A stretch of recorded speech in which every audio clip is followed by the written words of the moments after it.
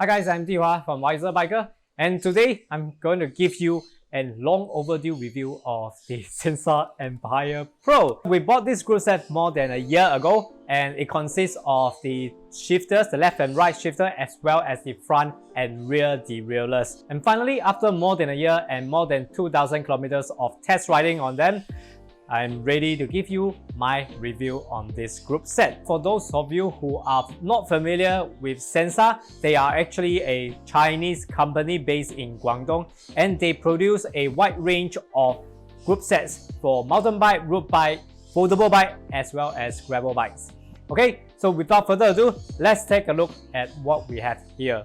The bike that I've got here, the XDS RF 500, was originally fitted with Shimano Tiagra group set, and that is a 2x10 group set.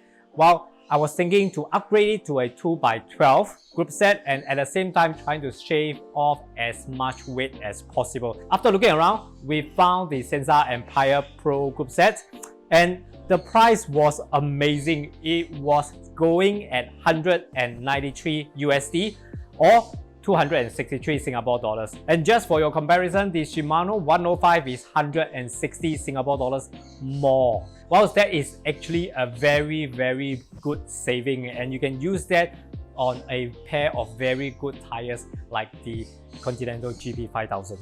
Okay, but the only question is that, is this deal too good to be true, or does it come with any flaws? I'm about to tell you. Okay, you heard that I mentioned about lightweight, but what exactly is the weight of this group set?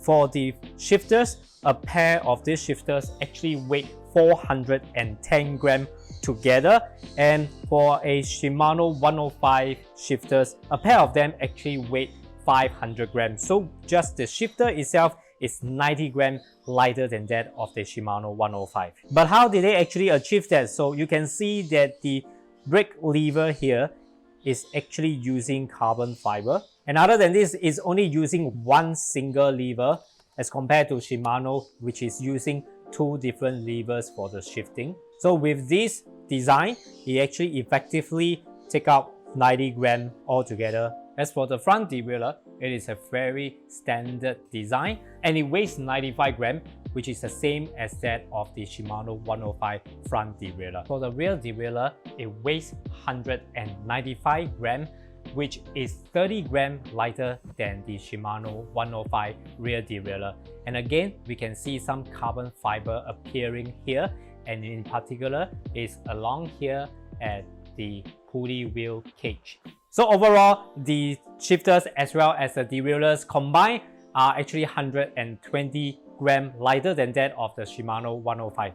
Now as for the shifting, the Sensah Empire Pro is quite different from the Shimano system, where you have two different levers. Here we are only using one lever, and for both shifting to light gear and heavy gear is all operated by the same lever. In fact, this is similar to the shifting of the SRAM system. So this is how the shift levers work. This is how you brake. This is how you shift from light gear to heavy gear. To shift from heavier gear to lighter gear, you have to push the lever further, and you will hear more than one click. And the reason is, this system allows you to shift more than one gear at a time. So if you hear just two clicks, it means that you're only shifting up one gear. If you hear three clicks, it means that you are shifting two gears lighter.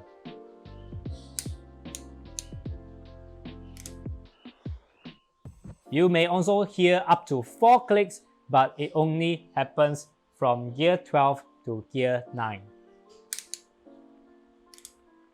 So now I'm going to show you how it shifts one gear at a time.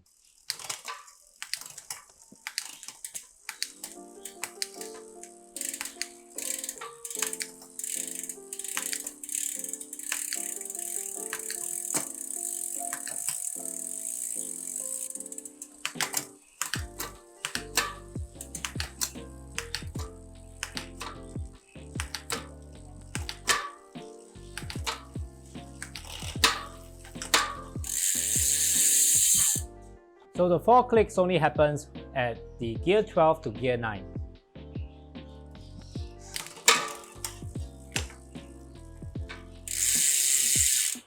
And subsequently, you can change 2 gears at a time, which is 3 clicks.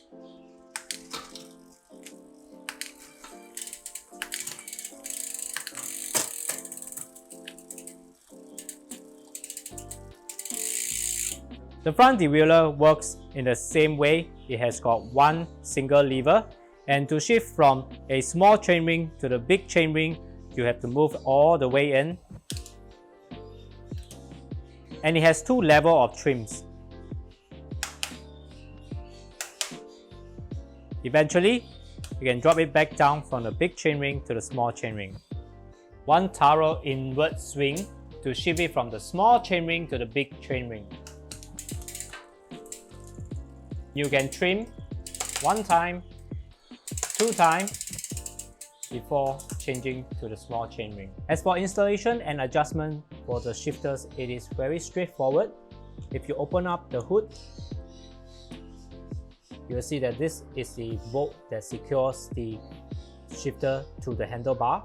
And you open up the top of the hood, you will see another bolt. This is where you can adjust the brake travel distance. So here you can adjust the lever to be more outward, and if you turn it clockwise, the lever will move inward.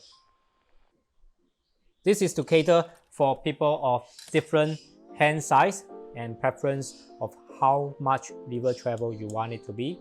Unfortunately, we cannot adjust the lever throw when doing the shift. Now this distance, if it's made adjustable, it can be very helpful, and I'll explain to you why later. For the front derailleur, the design is also very standard. The cable runs over the top of the clamping bolt. These are the limit screws. This is the high limit and the low limit. And the front derailleur only comes in a brace-on mounting system. As for the rear derailleur, the shift cable comes in and runs onto the bottom and onto the clamping bolt. And on the back, you can see 3 distinct bolts, and they are all Allen key bolts. This is the B screw to adjust the cassette wrap. This is the high limit bolt, and this is the low limit bolt. And this is the barrel adjuster to adjust the cable tension. So I think the design for the derailleurs are very straightforward as well, and it's quite easy to install and adjust. The design of the shifters as well as the derailleurs, they are quite straightforward and pretty much like a conventional derailleurs and shifters, and where all the limit screws are and how to adjust them. However, when it comes to tuning it and really indexing it, I have a little bit of problem. It took me some time to get it perfectly tuned, and in my opinion, it is more difficult to get it nicely tuned as compared to that of a Shimano Groupset. If you're thinking of doing a project and you are kind of inexperienced in setting up shifters and derailleurs, I think it could be a challenge for you. I also experienced problem when tuning the front derailleur, and after looking around on the internet, I realized that quite a number of people face the same issue with the front derailleur, and eventually I managed to resolve that issue by simply turning the derailleur a little bit outward.